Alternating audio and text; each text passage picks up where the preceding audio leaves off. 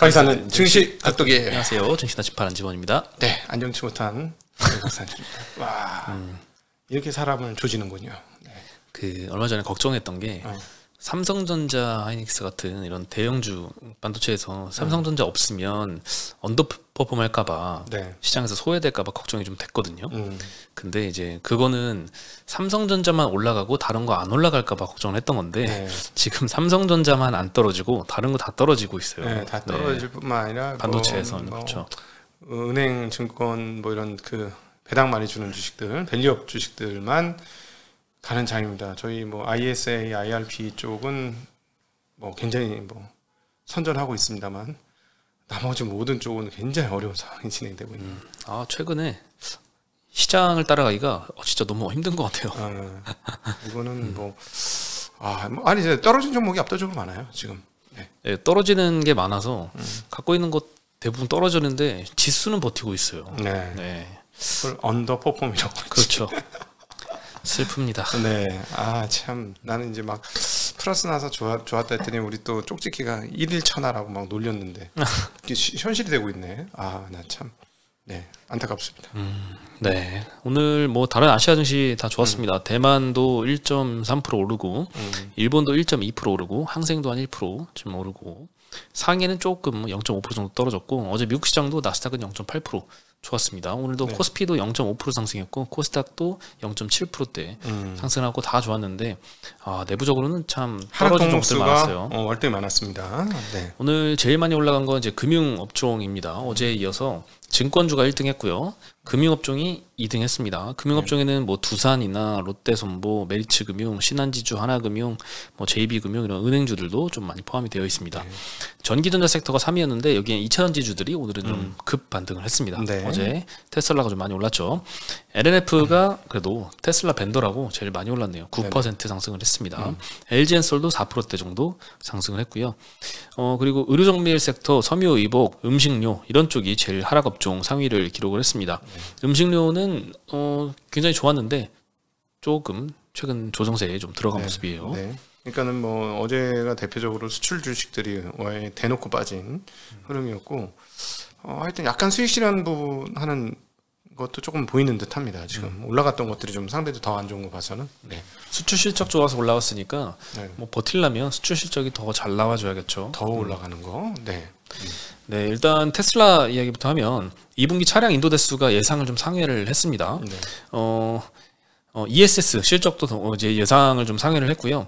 전날도 6% 올랐는데 추가로 또 10% 상승했고 이번에 리비안, 루시드, 니콜라 다 같이 좀 상승을 했습니다. 네. 인도 대수가 2분기에 44만 4천 대 나와서 예상이 43만 4천 대인데 이거 좀 상회를 했고 그리고 판매량이 44만 4천 대였는데 생산량이 41만 천 대였습니다. 그래서 생산량보다 판매량이 3만 대 이상 초과하면서 재고 소진이 이루어지고 있는 단계로 좀 의미 있는 것 같습니다. 네. 전기차 캐즘 우려가 좀 상당히 심했는데 이게 조금 완화가 된 게 최근에 전기차 반등의 포인트였던 것 같습니다.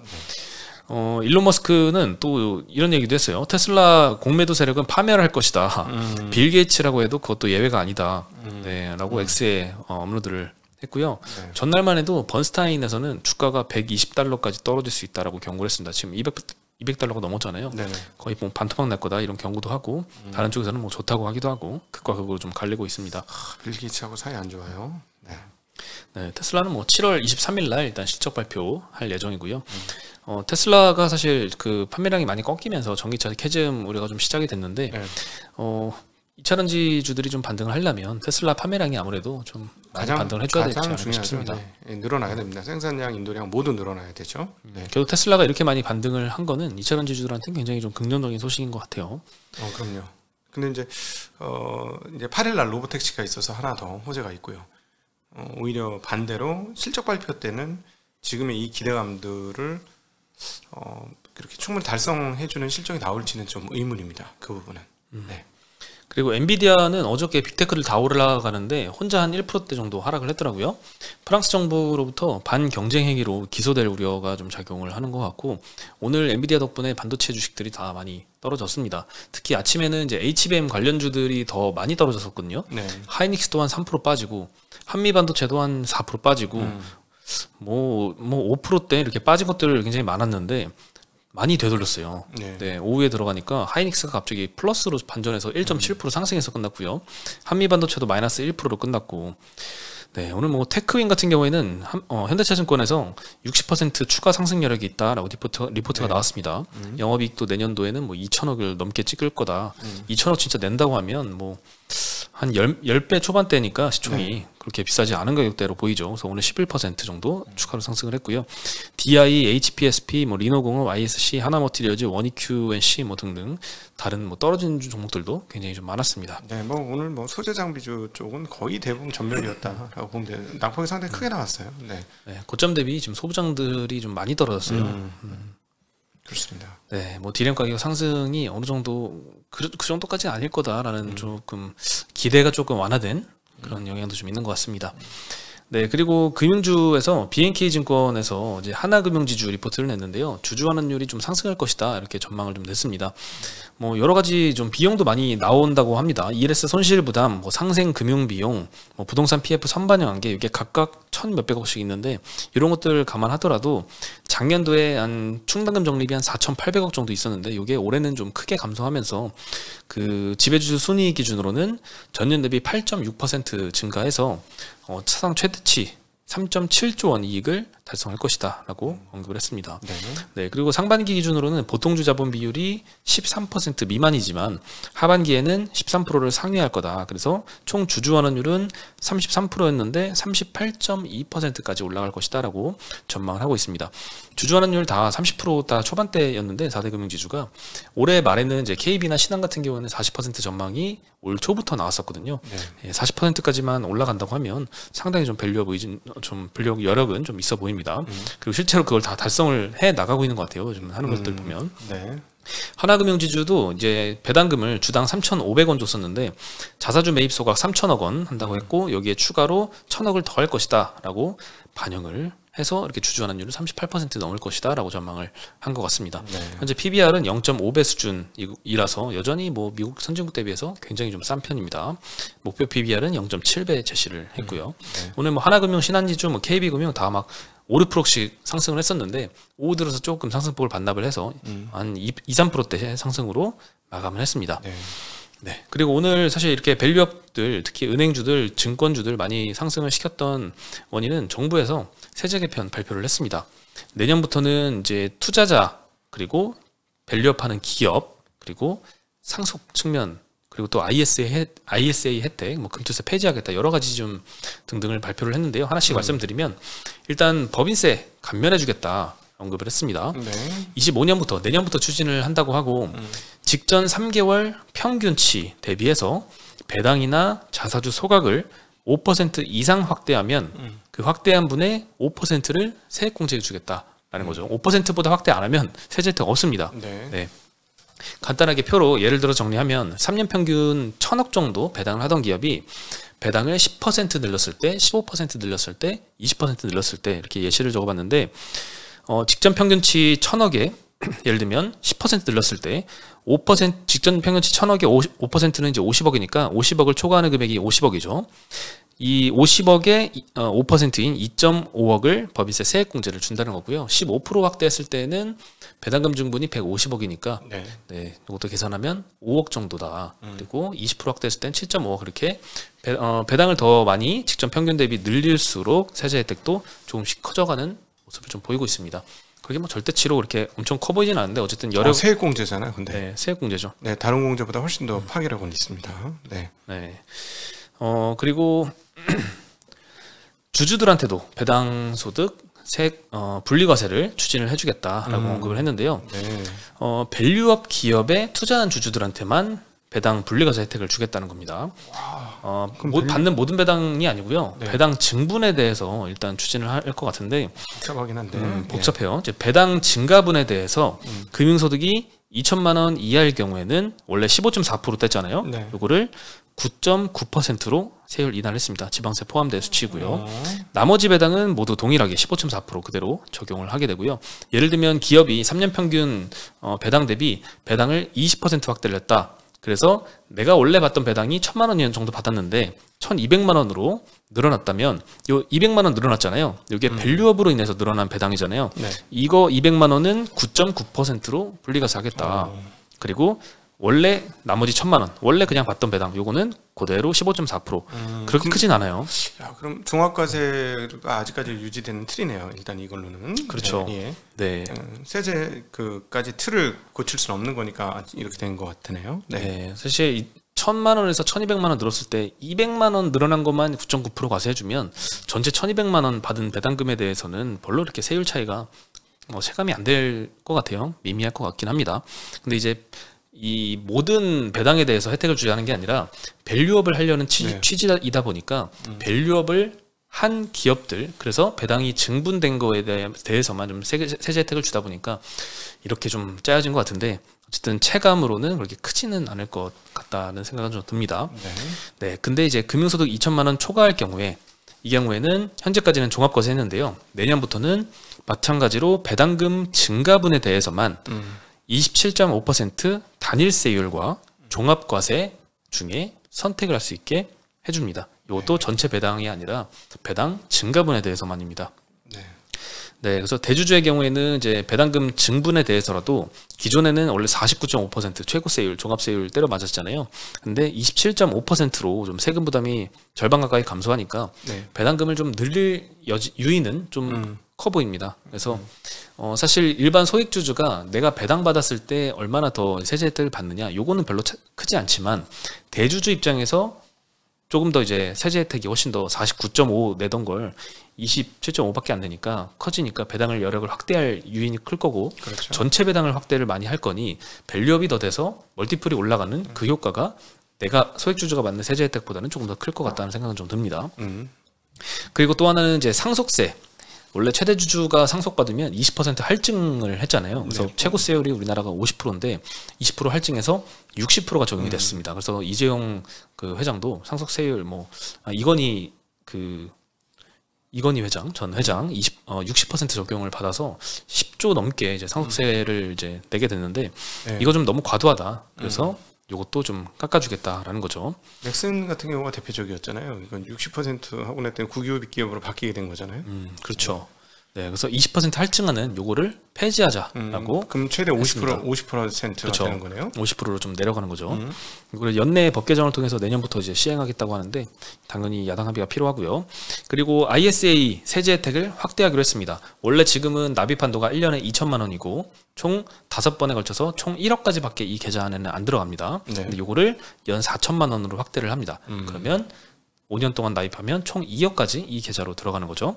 그리고 비과세 한도는 비과세 한도라고 하는 건 이제 이 계좌 안에서 이자 소득이나 배당 소득이 발생했을 때 200만 원까지 일반형은 과세를 면제받았는데 이거를 400만 원까지로 확대를 한다는 거죠. 근데 문제는 다 좋은데 5년까지밖에 못 한다는 얘기잖아요. 근데 5년까지만 되고 이제 만기는 연장할 수 있습니다.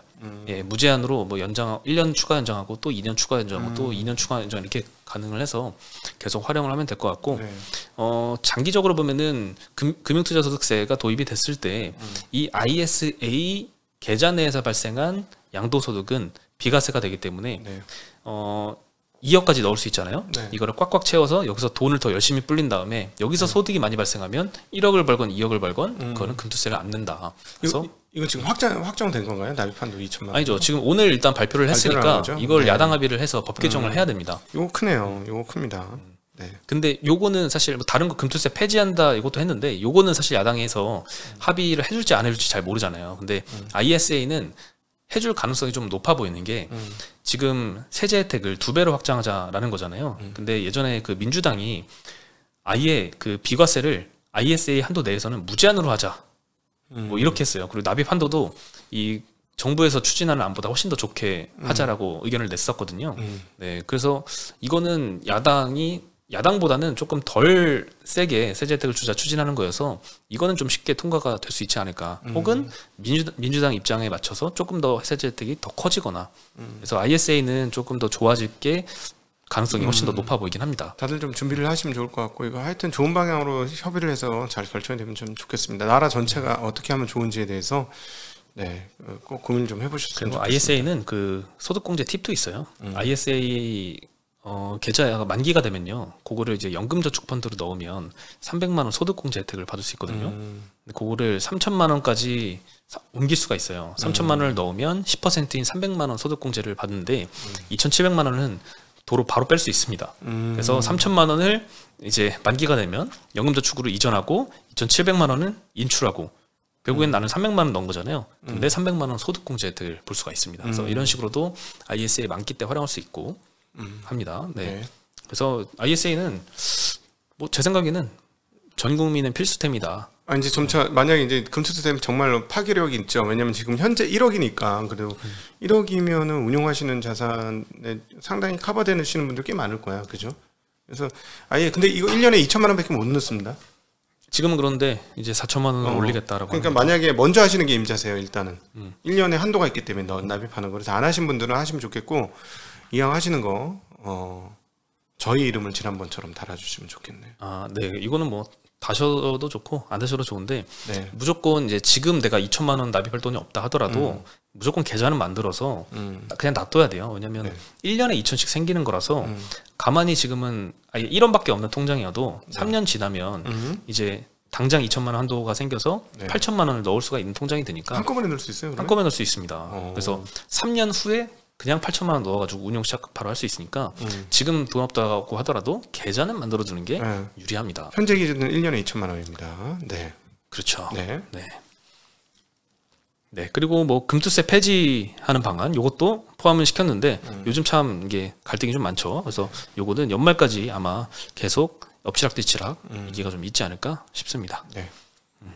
제가 민주당이라고 해도 요거는 조금 늦게 양보를 하더라도 늦게 양보할 것 같아요. 얻어낼 거 좀 얻어내고. 그래서 연말쯤 가가지고 뭔가 좀 새로운 논의가 있길 희망을 합니다. 네. 그리고 KB증권에서 이제 요즘 부동산 가격이 많이 오르고 있잖아요. 네, 네. 서울 부동산 사지 말고 현대산업개발을 사자. 그렇게 얘기했어요. 이런 의견을 냈습니다. 네, 워딩은 제가 조금 약간 네. 좀 MSG 뿌렸는데 서울 부동산이 지금 차별적으로 지방 대비해서는 강세를 보이고 있고 여기에 대해서 최대 수혜는 현대산업개발이다 이런 의견을 냈습니다. 네.